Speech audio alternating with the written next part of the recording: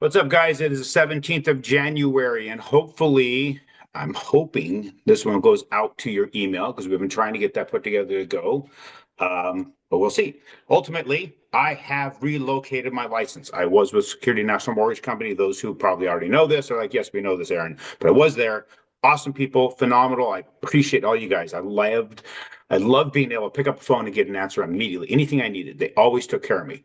Now, because of the needs of the market, I have to have a different product line that we just, it's the nature of business, right? Sometimes you have to make decisions to do things that you really don't want to freaking do, but you got to do it. And let me just tell you, although the folks I'm working with here are doing the damnedest they can, it's not freaking easy to make a transition like that. It's miserable as hell. Very, very difficult to make a big transition like this, but the transition is for you, the real estate investor, to help you become more successful at what you do. Would I do it if I knew if I knew before what I was getting into as far as the amount of hell that is to make a transition like this? Would I do it? Yes, I would, because I know what the outcome's supposed to be. I have the vision for what is going to happen for you, how we're going to help you out. But I would definitely be laying out a few things in advance, making sure certain things were done in advance. You just don't know until you start jumping in it. Boy, what a miserable freaking endeavor it is. But I do have to say thank you to all the folks at SNMC. You guys are badasses. And if there's anybody ever in this industry or any industry thinking having to move for money, you're an idiot. That's foolish. Move for benefit of those who you serve, period. That's what you move for.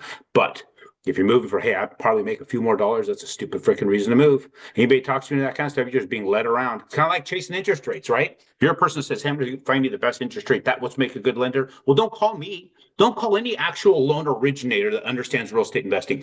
Go to the internet, do a search for best rate, and go to one of those fools. They'll do it with AI or some computer. That's the only way you're going to get it. And want something? They will do everything they can to get you to close, and I'll give a shit what you close on. And when you do things that way, you're eventually going to lose all of it because you're buying shit you shouldn't buy. Period. You don't have any advisors. You don't have any bringing in people together to help guide you in your business. You're literally just building it on price. So we'll get away from that. What's happening this week? This week, we had a couple good bits of news. The producer price index had come out and actually showed that things were dropping. So previously, we had a reading of 0.4. We'll just use these numbers here. Then we had consensus or a forecast of 0.3, and we actually came in at 0.2. So we had a pretty good drop from prior. The core PPI dropped from 0.2 to 0. It went par on that, which is pretty significant. We get into the CPI. This is what everybody's looking for, the consumer price index. What's happening with the CPI? That went up.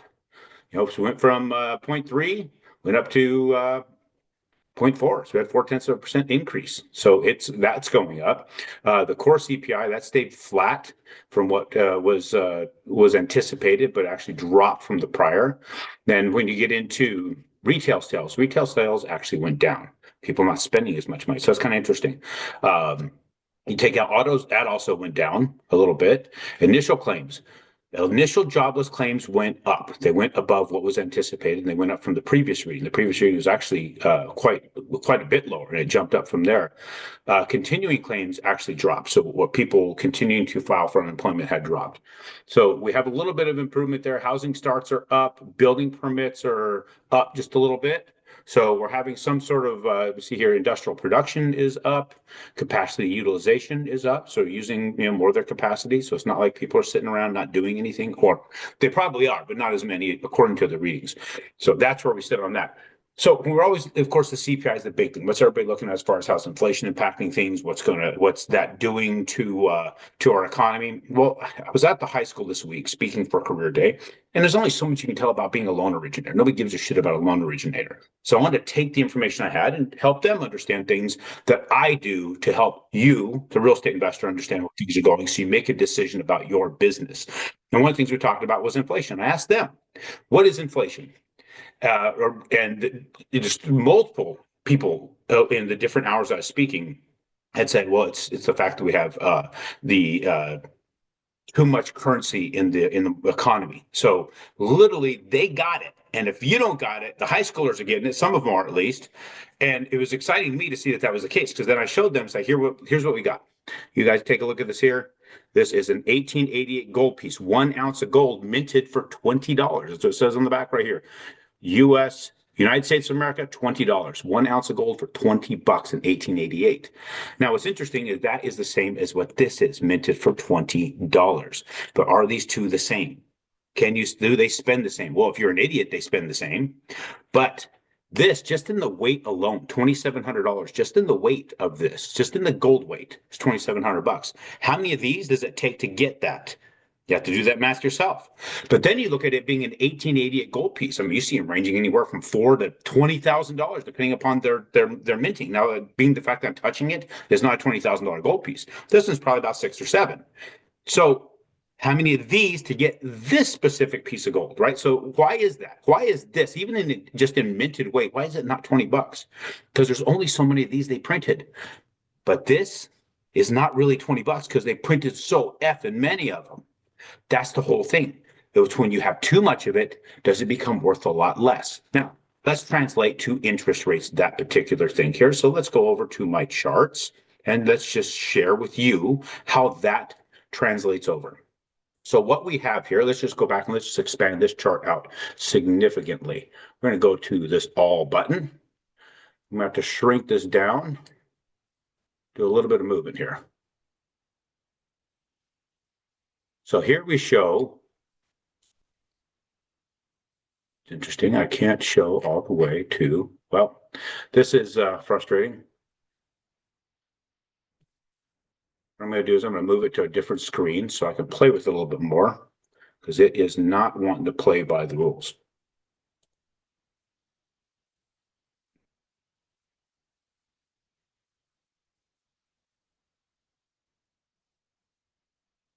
All right, so we're going to be dead spacing this for a little bit until I get this thing to work.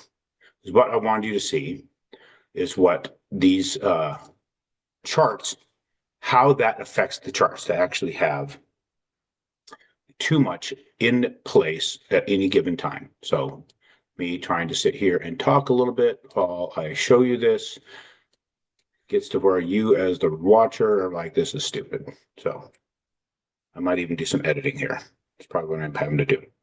So what I'm going to do here is I'm going to shrink this down because I took this a direction I didn't intend to in our conversation. Here we go. There we are.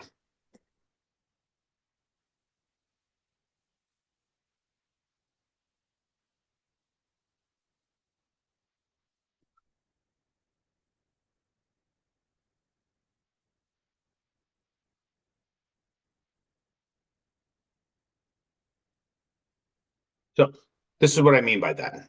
What I'm showing you is all the way back to 2008. From 2008 all the way forward to where we are today. Now, this is the level we're at right now today. I'm going to go ahead and highlight this line a little bit more for you so you can see it. This is today right here. That. Everything from right here, I'm going to show you this one here. Everything from this area here, all the way back to about here. I don't have the exact date in there. It's going to be right in there. All is from quantitative easing. More going in, creating more. So because they created more money into this, more available capital to borrow during this whole window of time, they made it worth less.